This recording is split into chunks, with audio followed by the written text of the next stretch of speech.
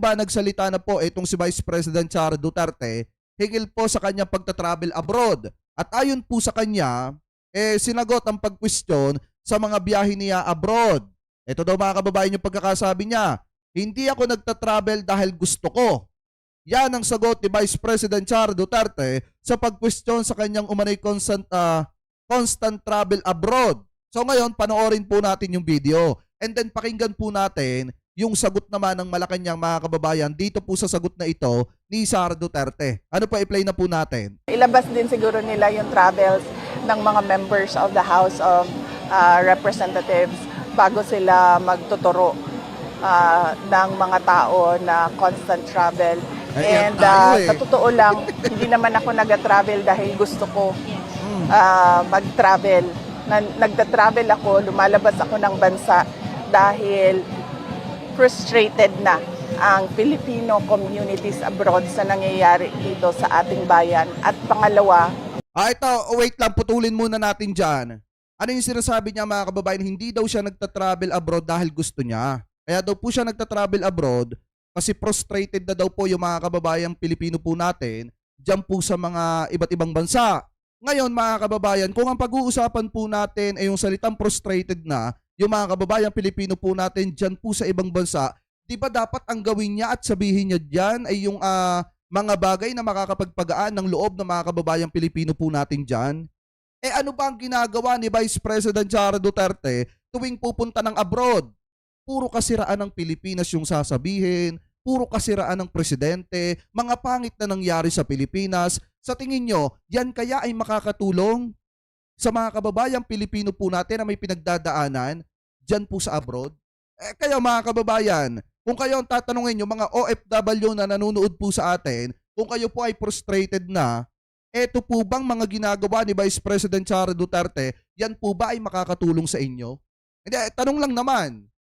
Kasi biruin nyo kung ang iniisip niya ay yung kapakanan ng mga kababayang Pilipino po natin, o Filipino community dyan po sa iba't ibang bansa, lalo na doon sa mga bansang pinuntahan niya po, di ba dapat ang sabihin niya na kontentiis na lang, magtutulong-tulong kami ng presidente para pagandahin ang buhay ng bawat mamamayang Pilipino. Sana makipagtulungan din kayo. Kung ganyan lang sana ang sinasabi niya, mas magandang pakinggan. Kaso nga lang ang problema, ang sinasabi niya po dun sa mga kababayang Pilipino po natin ay kasiraan ng Pilipinas, kasiraan ng gobyerno ni PBBM. So hindi po yan nakakatulong sa pinagdadaanan ng mga kababayang Pilipino po natin dahil alam naman po natin na minsan na nga lang pumunta si Sara Duterte dyan po sa Qatar, dyan sa kung saan-saan man bansa siya pumupunta.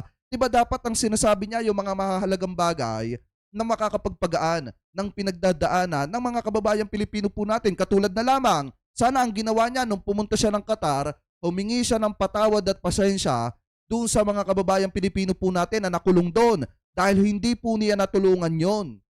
At dapat sinabi niya na ngayon naramdaman nyo na may gobyerno dahil tinulungan pa rin kayo ng presidente kahit binabatikos nyo ang presidente. Kahit puro pagsuporta yung ginagawa nyo sa akin. Kung yun lang sana mga kababayan ang ginagawa niya, napakagandang bagay. Kaso nga lang ang problema, puro paninira sa Pilipinas po ang pinaggagawa nito. Diba, ipagpatuloy pa natin. bumibisita ako sa tatay ko na nakakulong. O yan po yung sabi niya ha. Ngayon pakinggan po natin yung sagot ng Malacanang about po dyan sa sinabi ni Vice President Sara Duterte na yan. Na hindi siya nagta-travel abroad dahil gusto lamang daw po niya. Kaya siya nagta-travel abroad kasi frustrated na daw po yung mga kababayang Pilipino po natin na OFW dyan po sa ibang bansa. Anyway, shoutout kay Ma'am Dolly Babes ha. Kay Ma'am Chaycher, mega love shoutout. Kay Ate Aileen Drinon, mega love shoutout po na napakasarap sa inyo ha. Thank you po sa panonood ha. Maraming salamat po. Yung sakingin lang po namin yung reaction niyo dun sa naging statement ni Vice President Sara Duterte. Ang sabi niya po, sa totoo lang, hindi naman po ako nagta-travel dahil gusto kong mag-travel. Nagta-travel ako, lumalabas ako ng bansa dahil frustrated ang Filipino communities abroad sa nangyayari dito sa ating bayan. So ano po ang statement ng palasyo dito? Thank you.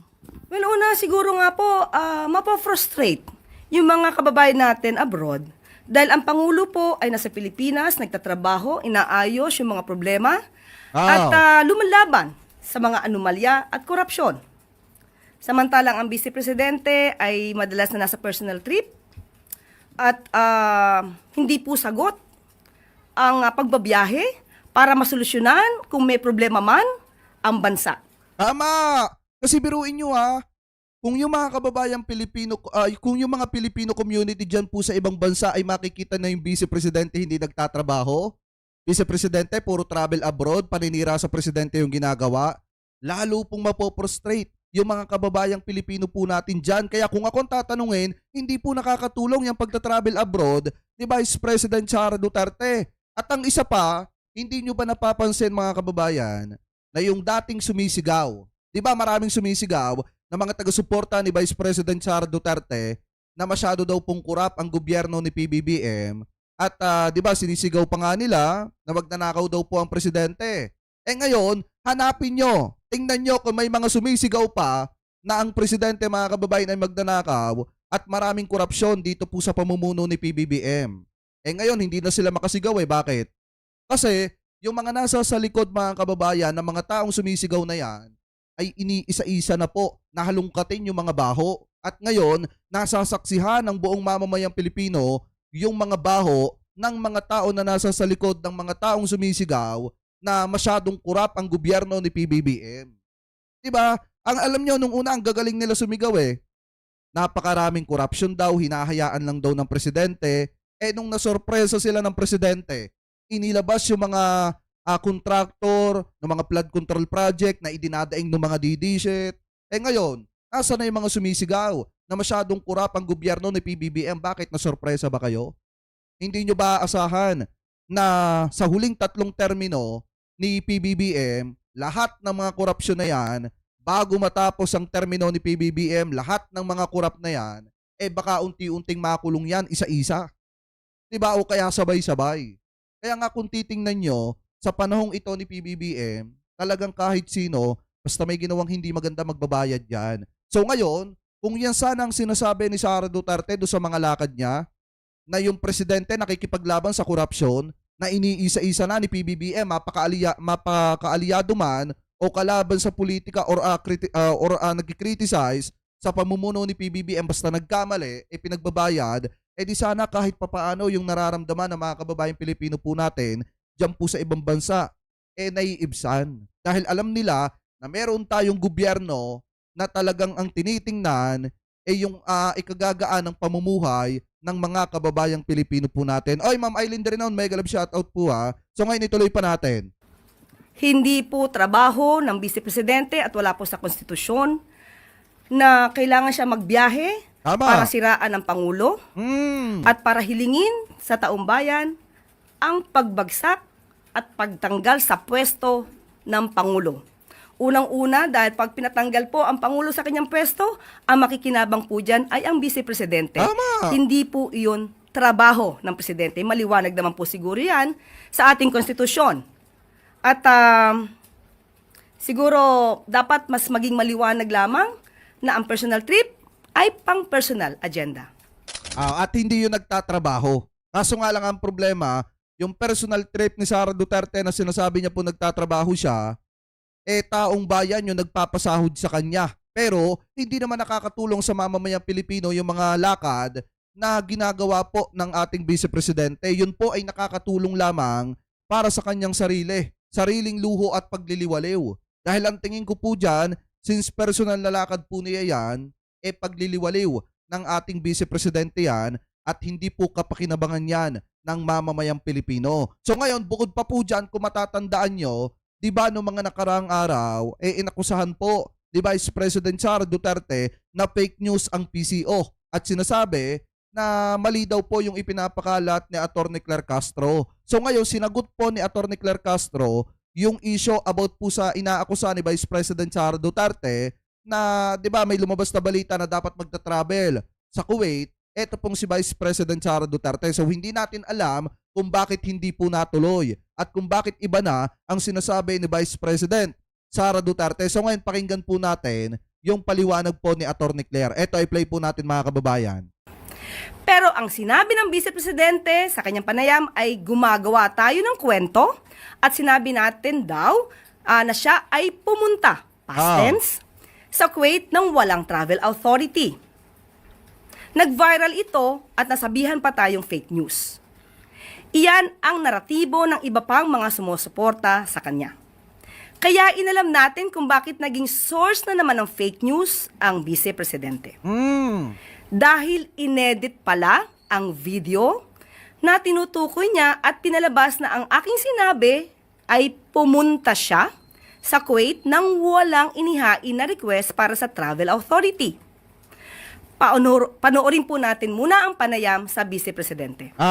So, tingnan nyo, I guess, isa na naman yon sa ginagawa ng Office of the President na yung ilihis ang usapan sa kung ano ang totoong nangyayari sa ating bayan. So, kakahapon, nakita natin na unfavorable sa administration ang desisyon ng Senate of the Philippines. So, gumawa na naman sila ng kwento na umalis ako ng bansa ng walang travel authority. Yan mga kababayan ano yung sabi ni Sara Duterte dito? Yun daw pong issue ng Kuwait. Sa Kuwait yun mga kababayan dapat pupunta siya ng Kuwait. Kaso nga lang problema, hindi natin alam kung ano yung naging problema niya, kung bakit hindi po siya natuloy.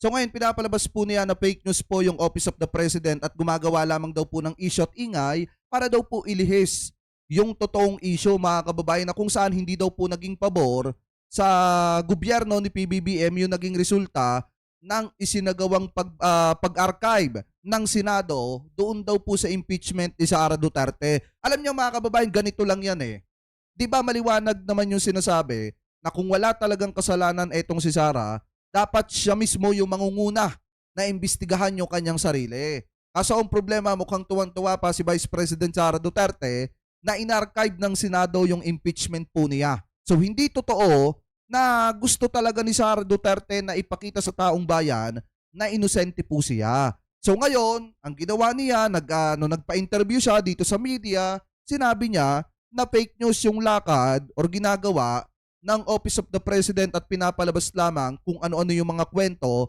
para lamang daw po pagtakpan yung naging desisyon ng Senado. Para sa atin, kung tayo ang tatanungin mga kababayan, meron kasing napakagandang paliwanag dyan si Atty. Claire. At dito makikita natin kung sino po talaga ang fake news mga kababayan. So ito, i-play po natin. Para doon na naman matutok yung attention ng mga tao and matuloy na naman yung lagi nilang paninira sa akin.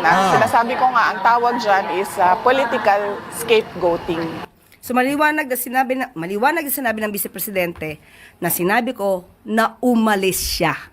So past tense, umalis siya papuntang Kuwait nang walang travel authority. Kita nyo makikita nyo ngayon kung gaano ka fake news itong si Sara. Panoorin po natin ang totoong sinabi ko sa briefing. Sa ngayon ay wala po tayong impormasyon. Tinawagan po natin ang Office of the Executive Secretary sa ating pagkakaalam at sa ating ibinigay. Ang pinakahuling travel authority na inaibigay sa kanya ay simula July 5 hanggang July 28 kung saan po siya nag-travel papuntang The Netherlands at South Korea. Meron po tayong nabalitaan at ito'y naitanong sa atin na meron daw na balak ang Vice Presidente na pumunta sa Kuwait, no? Sa Kuwait ng August 8. Pero as we speak, wala pa pong naihahain na request for travel authority ang Vice Presidente sa sinasabing pagbabiyahe. May sinabi ba dyan si Atty. Claire mga kababayan na nag-travel etong si Sara Duterte papuntang Kuwait? Di ba maliwanag naman na may nabalitaan si Atty. Claire Castro na balak ni Sara Duterte na pumunta ng Kuwait. Kaso nga lang ang problema mga kababayan, wala pa siyang nababalitaan about po dun sa travel authority nitong si Sara Duterte papuntang Kuwait. So ibig sabihin, doon po sa ipinakalat ni Sara Duterte na sinabi daw ng Office of the President na nag-travel itong si Sara papuntang Kuwait, yan po mga kababayan ay isang napakalaking fake news po. Biruin nyo kung gaano ka fake news itong ating Vice President. Nakakahiya lang kasi Vice Presidente tapos gumagawa ng fake news. Diba? So ngayon ituloy pa natin. Pero ito ang lumabas na edited video na pinapakalat nila laban sa aking sinabi. Panoorin po natin. Sabi niya na gumagawa ang kwento, no? Ang Office of the President, PCO, ay gumagawa ng kwento na sinabi daw natin na siya ay nagbiyahe sa Kuwait. Ang Vice Presidente na pumunta sa Kuwait, no? Sa Kuwait ng August 8. Pero as we speak, wala pa pong naihahain na request for travel authority ang Vice Presidente. Oh. Nagbintang kasi siya ng negatibo Okay na, cut na. sa Office of the President at sasabi gumagawa kami ng kwento. Okay? So in other words, yung sinabi natin na wala tayong informasyon at may napabalita na siya ay pumunta or pupunta sa Kuwait, na-edit po yun. Maliwanag. So ganyan sila gumawa ng peking balita, Ah. kaya nagiging paulit-ulit na source of fake news ang Vice Presidente. Tama. Dahil sa ganyang mga Totoo. klase na video na ine-edit. Edited. Fake news again. Hindi naman mahirap maging responsable, lalo na sa pagsagot sa mga tanong ng media. So sa mga kababayan natin, maging mapanuri po tayo. Sa Paul, si Vice President Sara Duterte, ang sakit nun. Fake news ka, Vice President. Diba kasi sinabi mo, ayon sa Office of the President, pumunta ka ng Kuwait. Maliwanag naman doon sa sinabi ni Atty. Claire Castro na wala pa siyang nababalitaan about sa travel authority mo papuntang Kuwait. Ibig sabihin, fake news yung lakad mo, Vice President. Ikaw ang gumagawa ng fake news at ikaw ang nagpapakalat ng fake news. Di ba kayo nahihiya sa mga taga-suporta ninyo? Masyado nang naguguluhan yung iba kaya nag-aaway-away na lang. Saglip na magtanong kay Vice President Sara Duterte kung tama pa ba na suportahan sila. Kasi alam nyo kung ako taga-suporta ng mga Duterte, kita nyo naman, bago tayo mga kababayan tuluyang magbitaw ng suporta sa mga Duterte noon, sinabi ko na pag pumunta si Sara Duterte, pinagkatiwalaan siya ni PBBM, na maging caretaker dito sa ating bansa, pag pumunta si Sara Duterte dun sa rally na ginanap sa Davao, kung saan tinatawag na bangag-bangag ni Duterte, etong si PBBM, bibitaw na po tayo ng pagsuporta. So ngayon, pumunta nga etong si Sara Duterte doon po sa rally ni Digong sa Davao, na kung saan mga kababayan tinatawag ni Digong na bangag etong si PBBM, doon malaya tayong naka-exit na wala man lang sinabi. Ibig sabihin, walang naging reklamo yung mga DDShet kasi tama naman yung sinabi natin kapag ka pumunta doon, nakisimpat siya doon, bibitaw na tayo ng suporta kay Sara Duterte. So ngayon mga kababayan, ganito yan. Kung yung iba mga taga-suporta ngayon ni Sara Duterte ay nag-aaway-away na, siguro yung karamihan dyan naguguluhan na. Kung dapat pa bang suportahan etong si Sara Duterte dahil kahit nga si Sara, gumagawa na rin ng fake news. Ibig sabihin, kung mismong yung Vice Presidente gumagawa ng fake news, yan po ay napipick up ng kanya mga taga-suporta. Kaya hindi na rin nakakapagtaka kung bakit yung kanya mga taga-suporta ang lakaran lagi, puro ka fake newsan. Kasi nga, yung Vice Presidente mismo ang nagpapakalat ng fake news. Anyway, mga kababayan, kayo, ano po ang masasabi ninyo hingil po dito sa topic na ito na kung saan talagang sinagot ng Malacanang yung pinapakalat ni Vice President Sara Duterte na fake news about po doon sa sinabi daw ng Malacanang na nag-travel daw etong si Sara papuntang Kuwait. Ano po? So comment below na lamang po